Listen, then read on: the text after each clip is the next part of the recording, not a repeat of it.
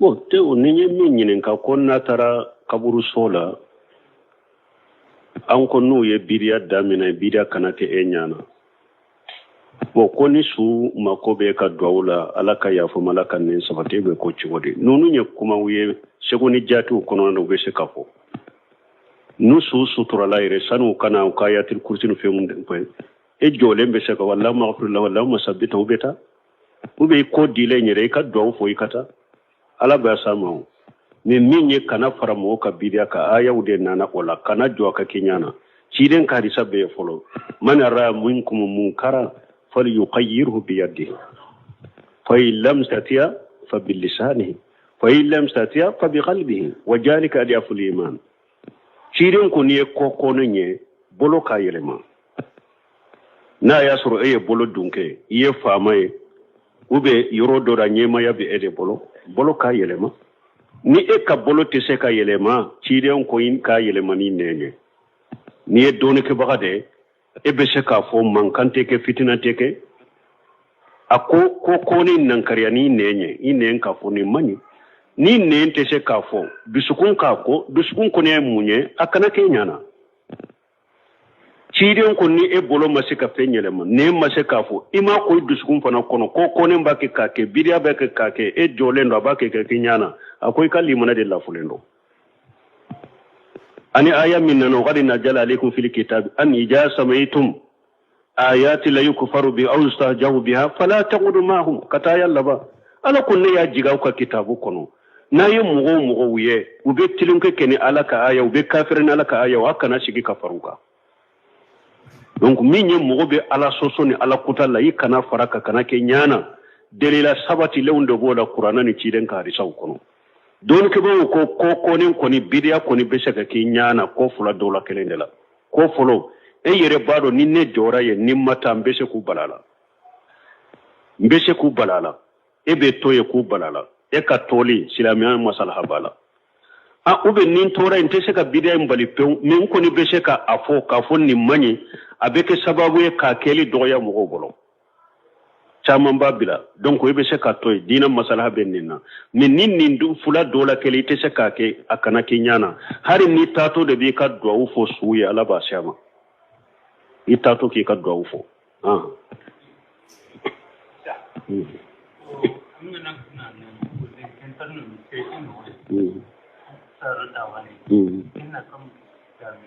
bon ko ni mɔgɔ min kalila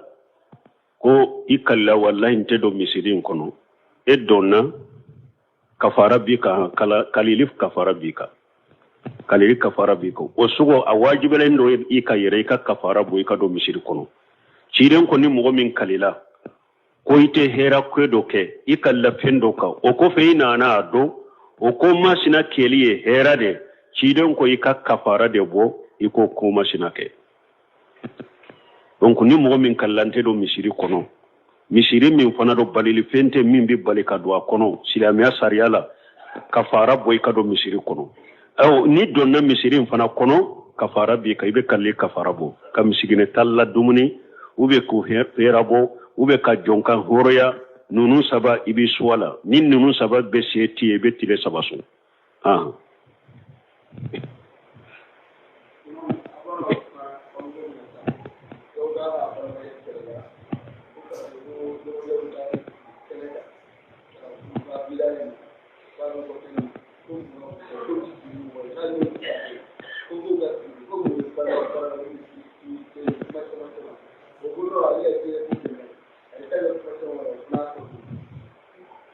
bon ko kaburu komi an y'a fɔ ko balima fula kɛrɛla kaburu so la ko dɔ bɛ ale ye diina faamu u ye sigi min kɛ kaburu la ko ale bɔra bon ko a balimakɛ ko a ma mun na ale ma to yen ale bɔra k'u to yen a ma sigi a sagira ka na k'u to yen ko ye balima fara de ko a ye nin fɔ balimakɛ fana ma jaabi a y'a ko de a taara o bɛ cogo di bon balimakɛ hali sini n'u taara n'u sigira ka bɔ la ta'ata li makhluqi fi ma shatil khaliq aw kulli qadari nin de bi lagdari bolo nin de be lagdari kono aw bolo a b'a dɔn yɔrɔ min lakhdari bado ko wala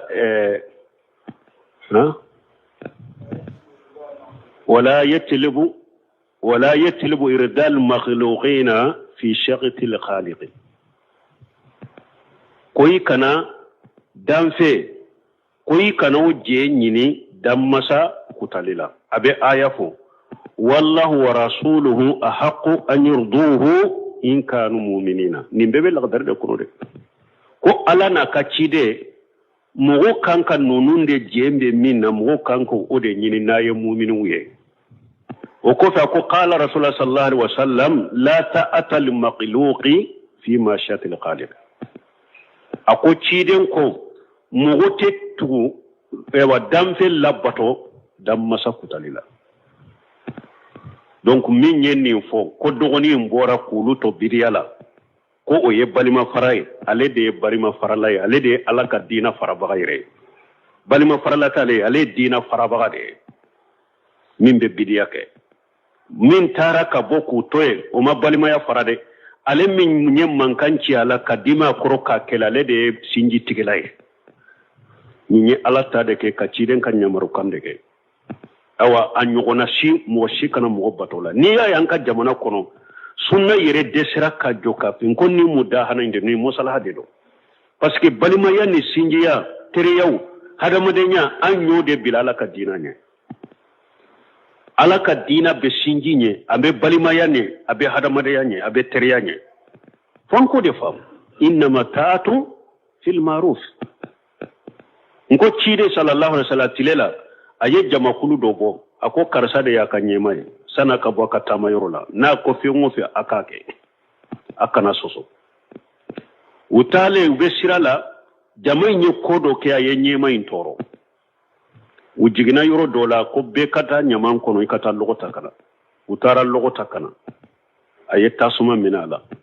o ako cide mafu ni nyawu nyamara ni mi akake ko awa ko ay don ni tasuma kono don yu labbe ku be do fana de demisinin do be fo nan kay do be akwa kana do de ako an bolila ka bo an fawuni an bawunye anan ka demba ya kana ciden no fe an bolila nin tasuma de an bolila nin tasuma de kana ciden no fe akana do de akana do nan tara nan ye ciden yininka na ko abanka an ka do abe tasuma minan be do me akana do tende usagira umado utalo ya fo ciden ko natundo na kono fo lagarata bo inna matatu fil ma'ruf ninne ko akatuba ko abetuba ko sariani nyumande la de minye nyumaye minye ala koye ebe togo mugo ko odela mais ala sosote de ala sosote wala taawanu ala li ismi wal udwan ala kum mugo shu kana nyugonde me junubuni ya dala donc nin kam mi beddu sukun kono e hari bange baga fula minye bange baga ulu de hakke ala ka hakke ko fe ciden ka hakke ko fe bange baga fula ka hakke debe hakke benye ni ala ta ni ciden ta boray mais ala ko bange baga fula yere ka hakke la wayin ja hadaka lan tusrika bi ma laysa laka bi ilm fala tutihuma wa sahibuhuma fi dunya ma'rufa ala ko ni bange baga fula yi kele de ko yi ka fula na fara ni ala ka de kanu bato ola de kana tugi ka bange baga fula ko ola de ne uka jiya musalahe minye be se ko koye me kana faruka ala sosola don ka ko fulan ka fo ya fora de ale de jinubu kuma bay sino haramu bebo kono bidia bebo kono ode ya to don ka kuma la hari ni ka bange baga la kan kisi na kera sigreti minade na ko ikata sigreti sai kanata ni dolo minaro na ko ta dolo sanye kanata o ye bange baga yere janko mo sempulu aw mo ko janton nu yorona ala taala ka sari ala ka dina o be sinji nye o be balima ya ye o be bange baga ya nye la ta'tal maghlub fi ma shatil khaliq